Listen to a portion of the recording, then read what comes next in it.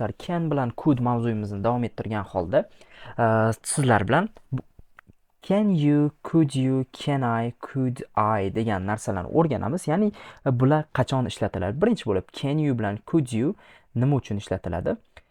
Kimdandir nimadir qilishni so'rash uchun ishlatiladi. When we ask people to do things, ya'ni kimdandir nimadir iltimos qilamiz, nimadir qilish bor deymiz. Misol uchun can you open the door please? Oynani ochib yubora olasizmi iltimos?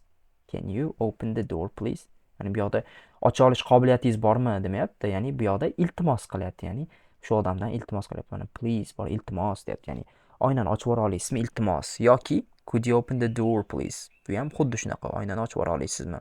Can you wait a moment please? Ozgina kutib tura olasizmi iltimos? Could you wait? Xuddi shunaqa. Ya'ni ikkitasi ham bir xil. Faqat bitta farqi bor. Shu yerda tushuntirib o'tsam bo'ladi. Can you dan ko'ra could you ko'proq muloyimroq, ya'ni chiroyliroq aytilishga ham muloyimroq hisoblanadi. Shuning uchun ham can you o'rniga could you ko'proq ishlatishadi. Lekin albatta can you ishlatish ham javni qo'pollik emas, lekin bu sal muloyimroq. Shu farqi faqat shu.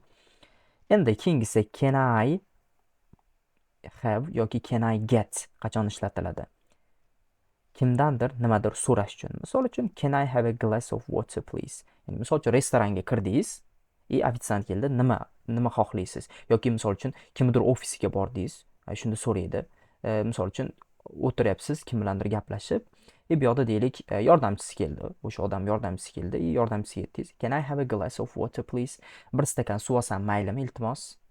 Can I get? Can I have? Ya'ni ma'nosi bir xil. Can I have? Can I get? Can I get something nimadir? Misol uchun restoranga borganda ham buyurtma berayotganda ham olsangiz bo'ladi. Misol uchun aytsangiz bo'ladi. Can I get misol uchun can I get nima? Misol uchun can I get a cup of tea? Misol uchun bir piyola choy olsam maylimi? Misol uchun bir chashka choy olsam maylimi? Xuddi shunaqa. Endi can I, could I? Ya'ni bu ruxsat so'rash uchun ishlatamiz. Is it okay to do something? Shunaqa qilsam maylimi degan ma'noda ishlatamiz. Can I sit here? Shu yerga o'tirsam maylimi? Or could I borrow your umbrella? Tom, ya'ni Tom sani borrow qarzga olib turish degani, ya'ni umbrella soyabon. Soyaboningni qarzga olib tursam maylimi? Could I borrow your umbrella? Soyaboningni qarzga olib tursam maylimi? Kimdandir nimadir, ya'ni qilish shunaqa qilsa bo'ladimi degan ma'noda ishlatsak bo'ladi. Nimadir qilish is it okay? Ya'ni yaxshimi shunaqa qilsam bo'ladimi degan ma'noda ishlatamiz. Yoki aytganimdek, mana bu can I, could I o'rniga bemalol may I ishlatsak bo'ladi. Bu yoqda o'zi yozib ketgan. May I ishlatsak bo'ladi. May I can I dan ko'ra may I yana ham muloyimroq hisoblanadi. Shuning uchun bemalol ishlatsanglar bo'ladi, lekin can I ham unchalik qo'pollik hisoblanmaydi. Bemalol ishlatsanglar bo'ladi.